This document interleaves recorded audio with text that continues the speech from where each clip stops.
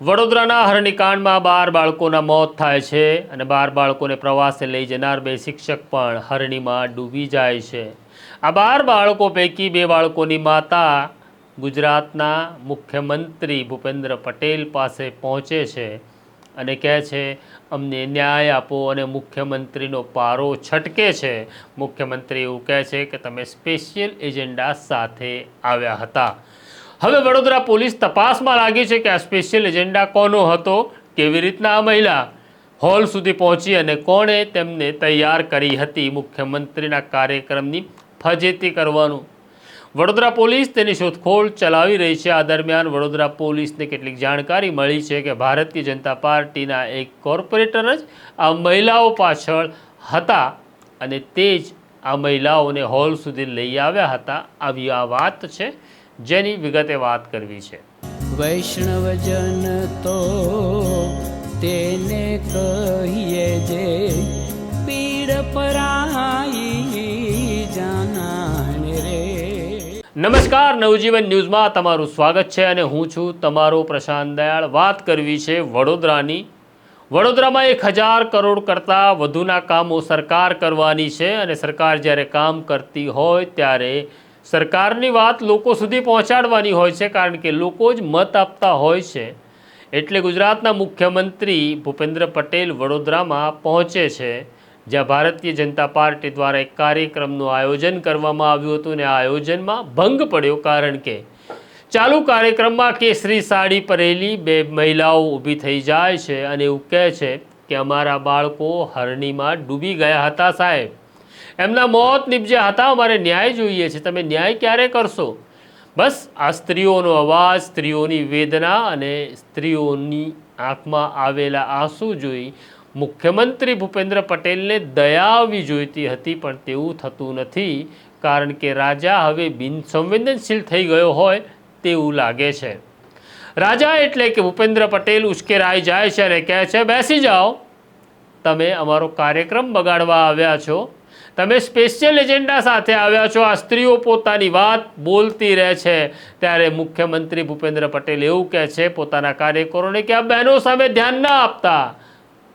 બહુ આઘાતજનક છે મુખ્યમંત્રી માટેના આ શબ્દો। પહેલાં તો સ્પેશિયલ એજન્ડા અને બીજું, જ્યારે 2 મા પોતાના બાળકોના મોતનો ન્યાય માગી રહી હતી ત્યારે આપણો રાજા એવું કહે છે કે એ તરફ ધ્યાન ના આપતા, પણ પછી પોલીસ આ સ્ત્રીઓની અટકાયત કરે છે, તેમને પોલીસ સ્ટેશન અને ક્રાઇમ બ્રાન્ચ લઈ જાય છે। હવે આ સ્ત્રીઓને સવાલ પૂછવામાં આવે છે કે કોણ લઈ આવ્યું તમને હોલ સુધી, ક્યારે નીકળ્યા ઘરેથી, ક્યારે પહોંચ્યા હોલ ઉપર, કેસરી સાડી કોણે લાવી આપી? સારું છે આના પછીના કોઈ સવાલ આપણી બહાદુર પોલીસે પૂછ્યા નહીં। ખરેખર આ બહાદુર પોલીસને શરમ આવી જોઈતી હતી કે હરણીકાંડમાં જે લોકો માર્યા ગયા એને આપણે કેમ બચાવવાનો પ્રયત્ન કરીએ છીએ, કોની સૂચના છે? અને આ જ ઘટના જો આપણા બાળક સાથે ઘટતી હોત તો પોલીસને આવો વિચાર નથી આવતો, કારણ કે એવું લાગે છે ઘણી વખત પોલીસ જ્યારે નોકરી ઉપર આવે છે ત્યારે પોતાનો આત્મા તિજોરીમાં મૂકીને નોકરી કરવા આવે છે। આ સ્ત્રીઓને કોણ લાવ્યું હતું, હવે તેની તપાસનો ધમધમાટ શરૂ થયો અને પોલીસના રડારમાં 2 વ્યક્તિઓ છે જેની પોલીસ તપાસ ચલાવી રહી છે। અને આ જે 2 વ્યક્તિઓ છે એમાં ભારતીય જનતા પાર્ટીના એક કોર્પોરેટર છે। આ કોર્પોરેટર લાંબા સમયથી જાહેરમાં આ સ્ત્રીઓની સાથે, આ માતાઓની સાથે દેખાય છે। આ કોર્પોરેટર ભારતીય જનતા પાર્ટીના હોવા છતાં તેમનામાં આત્મા જીવે છે અને તે આત્માના અવાજને અનુસરે છે અને કહે છે કે આ બાળકોને ન્યાય મળશે ત્યાં સુધી હું લડતો રહીશ। એટલે અત્યારે આ કોર્પોરેટર ઉપર વડોદરાની ક્રાઇમ બ્રાન્ચે ફોકસ કર્યું છે અને બીજું નામ છે હિતેશ ગુપ્તા। હિતેશ ગુપ્તા આ મૃતક બાળકો છે એના પરિવારને આશ્વાસન આપે છે, તેમનો કેસ લડે છે, તેમના માટે બોલે છે। જે માણસ લોકો માટે બોલે છે, જે માણસ ગરીબો માટે બોલે છે, જે માણસ ગરીબો માટે લડે છે, એ સરકારને કેવી રીતના પસંદ હોય?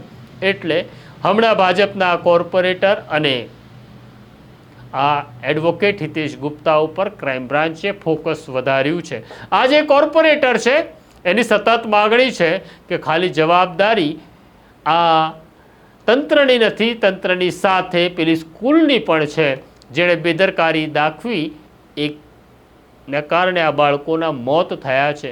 આ સ્કૂલને સમર્થન ભાજપના જ એક ધારાસભ્યનું છે, એટલે આ કોર્પોરેટર જંગ લડી રહ્યા છે અને પેલા ધારાસભ્ય આ સ્કૂલને બચાવવાનો પ્રયત્ન કરી રહ્યા છે. આમ ભાજપનું આંતરિક રાજકારણ પણ છે, છતાં આ ભાજપના કોર્પોરેટરને સલામ છે જે ગરીબોનો દુઃખીઓનો અવાજ બને છે અને ભારતીય જનતા પાર્ટીમાં હોવા છતાં પોતાના આત્માને જીવંત રાખે છે. જોઈએ આ વડોદરાની બહાદુર પોલીસ આ કોર્પોરેટર કે આ વકીલને કેવી રીતના પરેશાન કરવા તેનું કાવતરું ઘડે છે. તો આ પ્રકારની સ્ટોરીઓ તમારે જોતા રહેવા માટે નવજીવન ન્યૂઝ જોવું પડશે. અમારી સાથે જોડાયેલા રહેવા માટે બેલ આઇકોન દબાવવું પડશે. અમે પણ તમારો અવાજ છીએ, માટે અમારી સાથે તમારે વાત કરવા કોમેન્ટ બોક્સમાં કોમેન્ટ લખવી પડશે.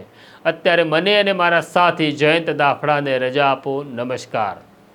વૈષ્ણવજન તો તેને કહીએ જે પીડ પરા